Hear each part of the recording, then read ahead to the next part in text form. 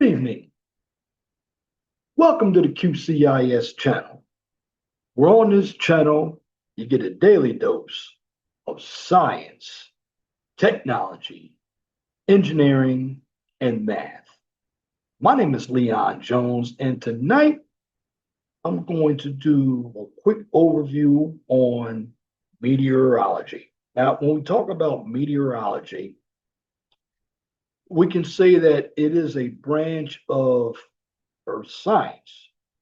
Think dealing with the earth, ocean, like oceanography, even the atmosphere, your weather. This is where you will tie meteorology into the mix. Now, within meteorology, we talk about forecasting weather. And within that weather, we deal with dew point, wet ball, dry ball. We deal with temperature. Now, if you are in every other country except for the United States, the temperatures are always in centigrade or Celsius. And here in the United States, we deal with Fahrenheit. Now, there are two other temperature scales, but they're in thermodynamics. This is when we deal with the Rankine scale and the Kelvin scale. But for the most part, what I'm going to talk about is the centigrade slash Celsius and the Fahrenheit scale. Because when we deal with the degrees, your Fahrenheit thermometer, your freezing temperature is 32. Water boils at 212. So you're basically looking from 32 to 212, 180 degrees. Now, on a centigrade scale, 32 degrees Fahrenheit is 0 degrees Celsius, while 212 degrees Fahrenheit is 100 degrees Celsius. And there are different ways you can basically convert. Now, if I really wanted to convert the temperatures, for Fahrenheit, I'm going to take 9/5 or 1.8, multiply it by the Celsius temperature, and add 32. 32 is standard for freezing. And then I'm going to do the opposite for centigrade, where I'm going to take the Fahrenheit temperature, subtract 32 from it, and then multiply it by 5 nights.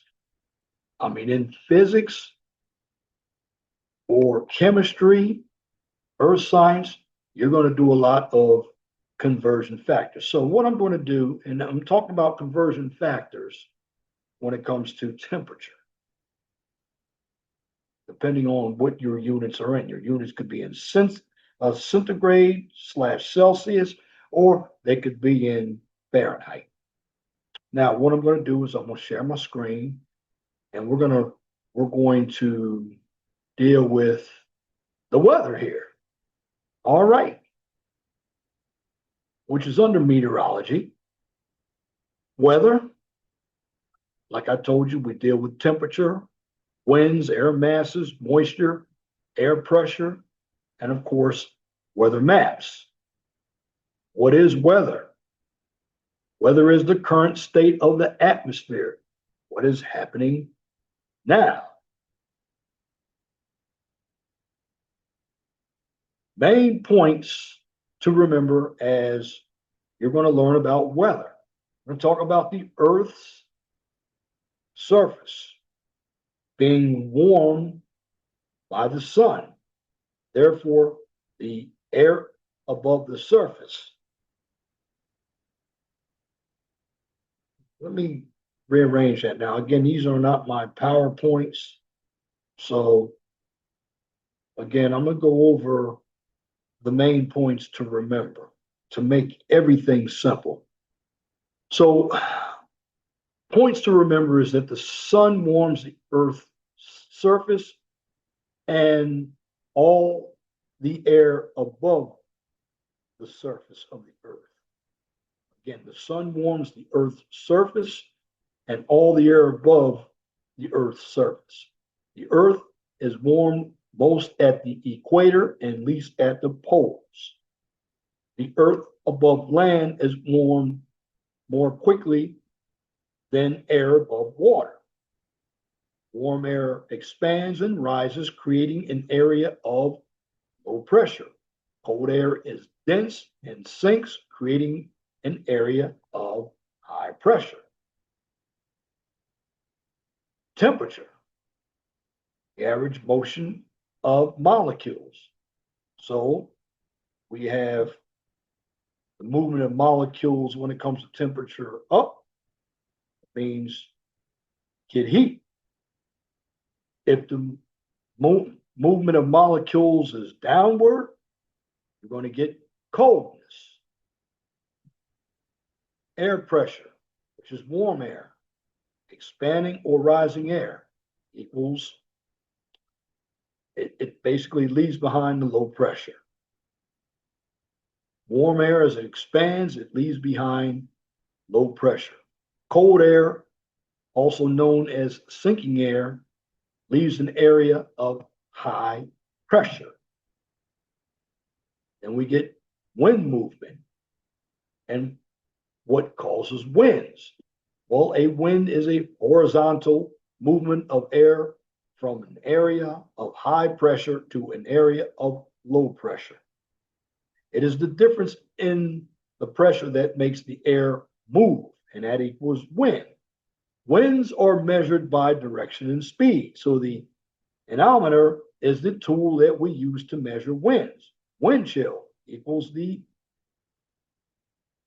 cooling that the wind causes. So we have local winds and sea breezes. The land cools and heats faster than the ocean. Water holds heat longer than land, and it takes longer to heat or cool. So basically, during the day, the land gets hotter faster than the water.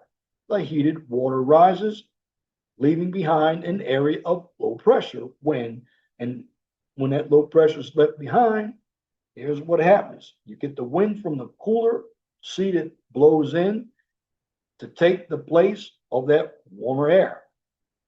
These happen during the day. You also get what we call land breezes. And at night, the land cools off faster than the sea. Cool air sinks, creating an area of high pressure. Wind blows from the land to the sea.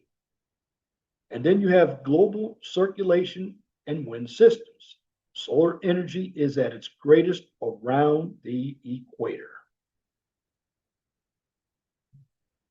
Global winds. So basically you have your wind belts. Horse latitudes equals 30 degrees north and south of the equator, which equals calm winds, which equals the world's desert areas.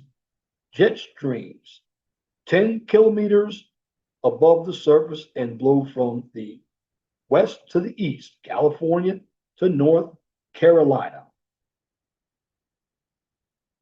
We have intense heat equals powerful. It's convection. Now you hear the term convection in thermodynamics. So when we talk about that convection, we're dealing with warm, moist air, and it leaves behind an area of low pressure. This is why most rainforests are found along the equatorial regions. What do I mean by the equatorial regions?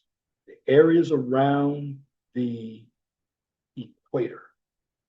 Now, the air rises until it reaches the top of the troposphere, where it can't rise any further.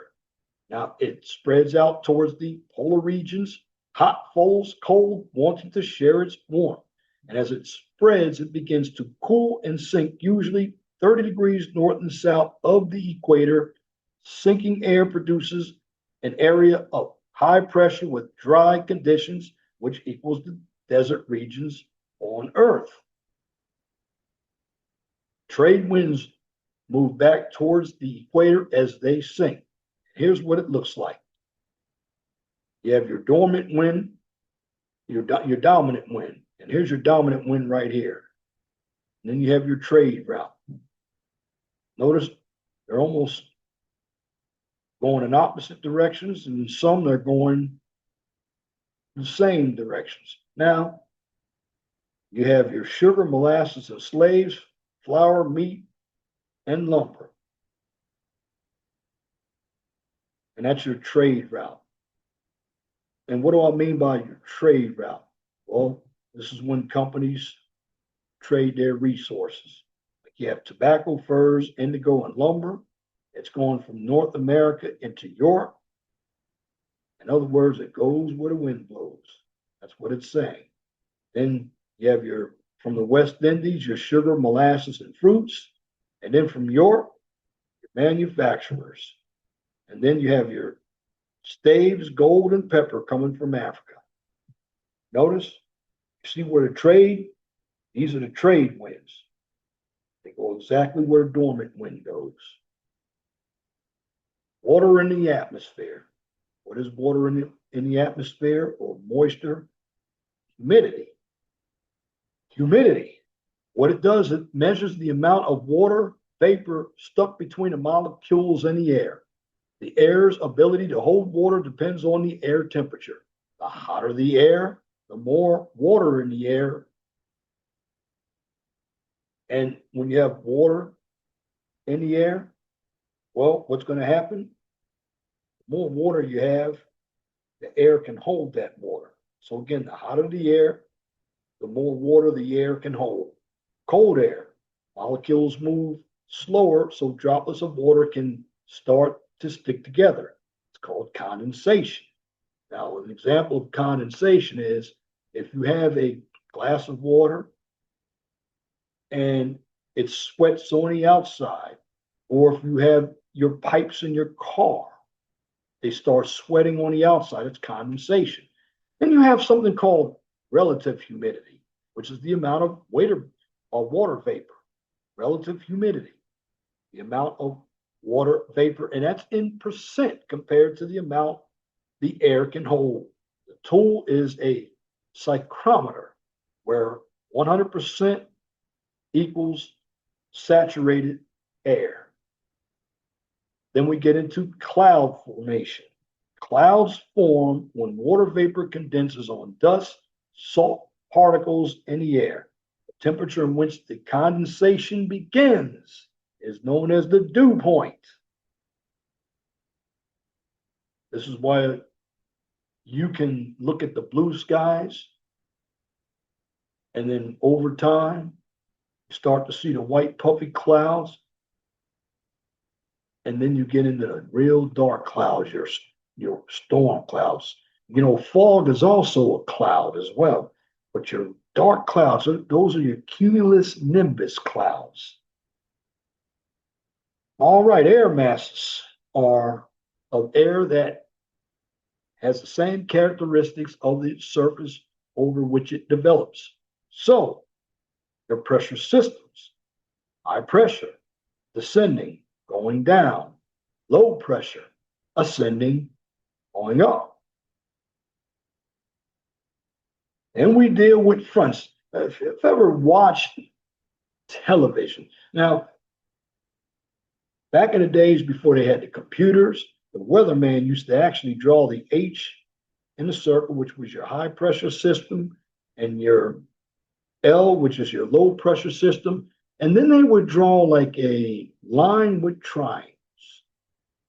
Your line with triangles could be that would be your, I believe, your cold front. And then if it had the triangles and the circles, it's a stationary front. What do I mean by something stationary? It's not moving.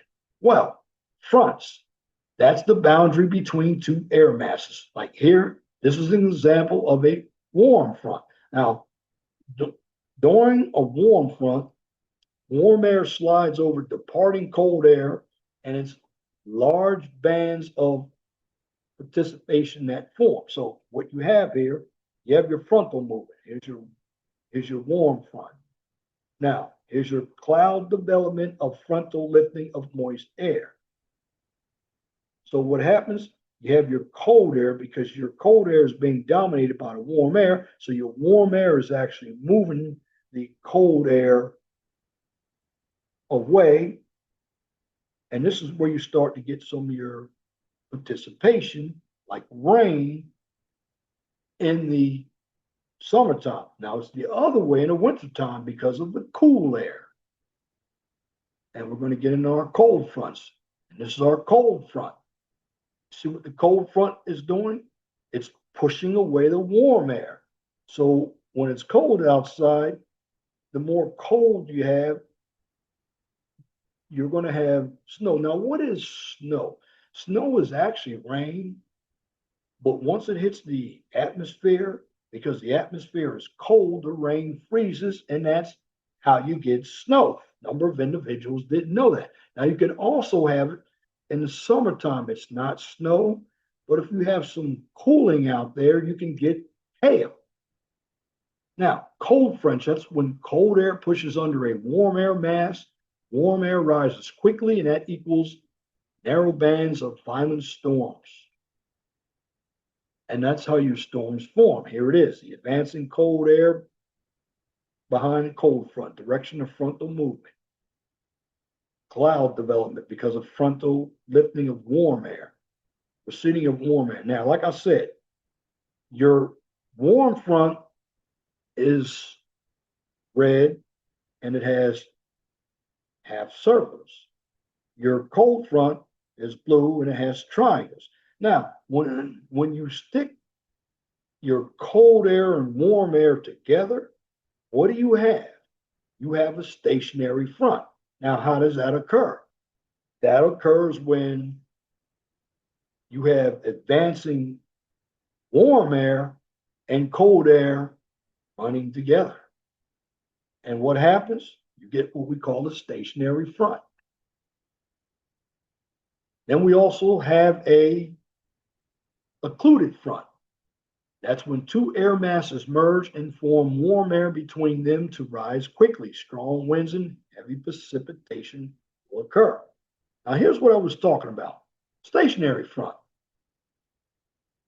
So, as I've mentioned before, looks just like the half circles. So you have two fronts together. Warm or cold air stops moving. Light wind and precipitation may occur across the front boundary. And then reading a weather map. Now, what are these H's? These H's are high pressure systems. Now, what are these lines right here? If you don't know what they are, I'm going to tell you what they are because this is where everything is. They're called isobars. Now, what is usually measured in isobar? I believe your barometer. I use isobar, your pressures. And right here, these are your pressures right here. Millibars, isobars. That's how you read a weather map. So isobar, that connects area of equal pressure. Bar comes from barometric pressure. What's barometric pressure? That's your barometer. Like you may have in an area a barometer of 29.95. Usually you get 29 and 30. That's what your barometer readings are. And then you have what we call isotherm. What is isotherm? Anything that's thermal that deals with heat. So what you have is the more red it is, the hotter it is. And then when you get up here to the blue, green, that's how cool it is. It connects area of equal temperature. Therm means temperature. And that will conclude this topic on weather. very important that you understand weather. Weather is predicted.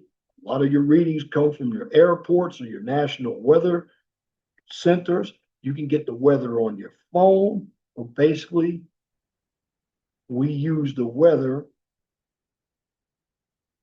for different events, farming, construction. Overall, comes to your weather, we deal with the temperature, moisture, we deal with precipitation, pressures, we deal with fronts, isobars, we deal with humidity, wind chill, dew point. And when it comes to temperature, I'm going back to temperature, we deal with Celsius and Fahrenheit. And again, thank you for viewing this topic, weather. If you like what I just presented, please comment, share, and subscribe. And if you're looking for some more political and social content, check out my main channel, the 401 Talk Zone Radio Show channel. Now, here's where you can find me. For the 401 Talk Zone Radio Show, you can find me on YouTube. You can find me on X, formerly Twitter. Also find me on Rumble and True Social. For the QCIS channel, you can find me right here on YouTube. You can also find me on X, formerly Twitter. And last but not least, on LinkedIn. And once again, thank you for tuning into this content on weather right here on QCIS channel. On this channel, you get a daily dose of science, technology, engineering, and math. Till next time, my name is Leon Jones. I want you all to have a wonderful and gracious evening.